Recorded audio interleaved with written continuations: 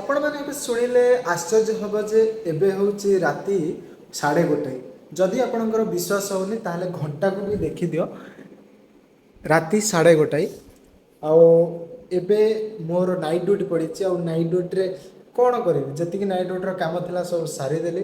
ଯେମିତିକି ଏକ୍ସପେନ୍ସିଭ୍ କ'ଣ କିଣା ହେଇଥିଲା, କ'ଣ ବିକା ହେଇଥିଲା, କେତେ ଆଜି ହୋଟେଲ ବୁକିଂ ହେଲା, କେତେ ପଇସା ଅଛି ନାହିଁ, ତ ଏସବୁ ହିସାବ ପତ୍ର ସବୁ ସରେଇ ସାରେଇ ଦେଇକିରି ବଇଛି। ଆଉ ନିଦ ବି ଆସୁନି, କ'ଣ ପାଇଁ କେଜାଣି ମୁଁ ବି ଜାଣିନି।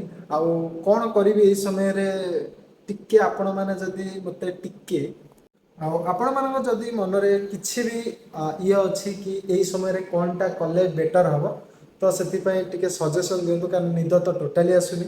ଆଉ ଏବେ ଇଏ ଯେଉଁ ଯେତକ ସୋଫା ଦେଖୁଛନ୍ତି ଏ ସବୁ ମୋର, ମୁଁ ଚାହିଁଲେ ଟିକେ ଗଡ଼ିବି, ଶୋଇବି, ଡେଇଁବି, କିନ୍ତୁ ମୁଁ କିଛି ବି କରିବିନି। କାରଣ ଯଦି ସକାଳକୁ କିଛି ବି ହେଇଯାଇଥିବ ସେ ସୋଫା ଉପରେ, ଏ ଯେଉଁ ମ୍ୟାନେଜରଟା ଅଛି ମୋତେ ଭଲସେ ଦେବ। ଏତେ ବାଟ ଭିଡ଼ିଓଟା ଦେଖିଥିବାରୁ ଥ୍ୟାଙ୍କ ୟୁ। ଆଉ ଗୋଟେ କମେଣ୍ଟ କରନ୍ତୁ, କାରଣ ଫେସବୁକ୍ର ଆଲଗୋରିଥମ୍ ଏମିତି ଯେ ଯଦି ଆପଣ ଗୋଟେ କମେଣ୍ଟ ନ କରିବେ ତାହେଲେ ସେ ଭାବିବ କି ଏ ଭିଡ଼ିଓର ଗ୍ରୋ ନାହିଁ। ଆଉ ଆପଣମାନେ କ'ଣ ଚାହୁଁଛନ୍ତି ସେ କଥାଟା ସତ ହେଇଯାଉ? କଥାଟା କ'ଣ ନା, ନିଜର ଲୋକ ସବୁବେଳେ ନିଜ ଲୋକଙ୍କର ଗୋଡ଼ ଟାଣନ୍ତି। ଆଉ ଆପଣମାନେ କ'ଣ ଚାହୁଁଛନ୍ତି ସେ କଥାଟା ସତ ହଉ? ଚାହୁଁବେନି ନା? ତ ସେଥିପାଇଁ ଗୋଟେ କମେଣ୍ଟଟେ କରିଦିଅନ୍ତୁ।